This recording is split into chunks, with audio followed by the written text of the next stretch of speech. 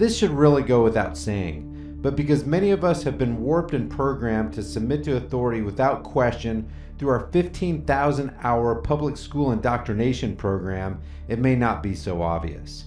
But if you're sitting in a restaurant or at a gas station or somewhere with your friends or family, or you're alone, and somebody starts harassing you, putting their hands on you, or attacking you for no reason, you have the right as a human being to liberate yourself and your loved ones from the unjust aggression of any attacker.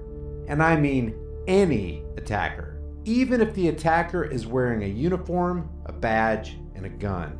Contrary to what we've been taught in school, costumes and badges don't grant special rights. Now granted, because the age in which we live and the mentality people have, to take up a defensive posture against a cop has the strong potential to bring the entire police force down on your head.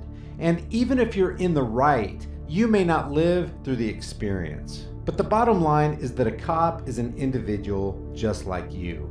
You're both on an equal plane as far as rights are concerned. The problem is that they let their imagined power go to their heads, and that power is left unchecked when the rest of us submit like timid sheep and don't hold cops to the general standards of the human experience. And you guys know what I think about laws. They're nothing more than the opinions of political puppets backed by the threat of force. But even the cops' own laws testify that if they step out of line with an innocent person and become the aggressor, they can expect a pushback that is protected by the very laws that their political overlords have drafted. And that's what the rest of this video is about. To give you the case law that recognizes that the people who are not cops have every right to treat the cops the way they would treat any criminal attacker.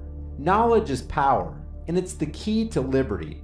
But remember, you don't need a court or a politician to tell you that you have the right to defend yourself regardless of the clothing your attacker's wearing. Here's what Plummer v. State has to say. Citizens may resist unlawful arrest to the point of taking an arresting officer's life if necessary. This premise was upheld by the Supreme Court of the United States in the case of John Bad Elk. The court stated, where the officer is killed in the course of the disorder which naturally accompanies an attempted arrest that is resisted, the law looks with very different eyes upon the transaction when the officer had the right to make the arrest from what it does if the officer had no right.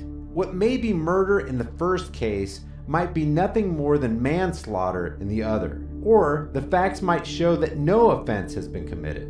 An arrest made with a defective warrant, or one issued without affidavit, or one that fails to allege a crime is within jurisdiction, and one who's being arrested, may resist arrest and break away. If the arresting officer is killed by the one who is so resisting, the killing will be no more than an involuntary manslaughter. And it states a bunch of cases to uphold that law. In Runyon v. State, this is written. When a person being without fault is in a place where he has a right to be, is violently assaulted, he may, without retreating, repel by force, and if, in the reasonable exercise of his right of self-defense, his assailant is killed, he is justified. But it continues.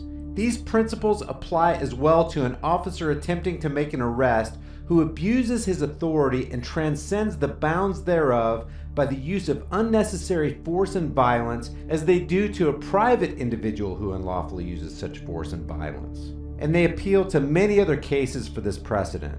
In State v. Robinson, it says, an illegal arrest is an assault and battery. The person so attempted to be restrained of his liberty has the same right to use force in defending himself as he would in repelling any other assault and battery. Each person has the right to resist an unlawful arrest. In such a case, the person attempting the arrest stands in the position of a wrongdoer and may be resisted by the use of force as in self-defense. Adams v. State says, one may come to the aid of another being unlawfully arrested just as he may where one is being assaulted, molested, raped, or kidnapped. Thus, it is not an offense to liberate one from the unlawful custody of an officer, even though he may have submitted to such custody without resistance. And this is from Mutiny on Amistad by Howard Jones, an account of the reading of the decision in the case by Justice Joseph Story of the Supreme Court. Story affirmed the right of self-defense by persons held illegally.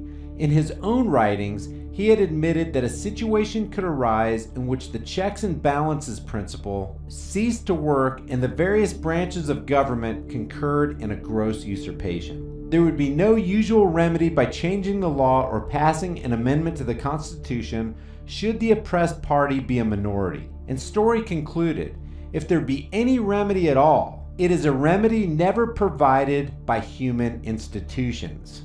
In other words, this transcends man-made law. That was the ultimate right of all human beings in extreme cases to resist oppression and to apply force against ruinous injustice. And by the way, guys, as for the accusation of disturbing the peace simply because you're wearing a firearm, let the offending officer know this in case you're ever in this situation. In Wharton's Criminal and Civil Procedure, 12th edition, volume 2, it states, the carrying of arms in a quiet, peaceable, and orderly manner, concealed on or about the person, is not a breach of the peace, nor does such an act of itself lead to a breach of the peace. I think it's time for people to wake up and realize that when injustice becomes law, resistance becomes duty. Guys, don't forget to take a second to go to the highimpactflix.com website and subscribe if you want to see more of my content. One way or another, we're going to fight censorship. Hopefully, the people at YouTube will get their heads out of their asses long enough to realize that thinking people on their platform aren't going to tolerate their tyrannical tactics for much longer. But I wouldn't hold my breath. Guys, if you like what we're doing here on this demonetized, censored channel, and you want to support the effort, the Patreon, PayPal, and Bitcoin links are below. If you want to support the channel by grabbing a shirt or two, check out the new in-your-face designs like Black Rifles Matter, Escape from California, Taxation is Legalized Theft, and Sheepvolution. I'm adding new designs every week, and I do take design requests, so check back often. Thank you guys for subscribing, watching, sharing, and especially for all your kick-ass, thoughtful comments.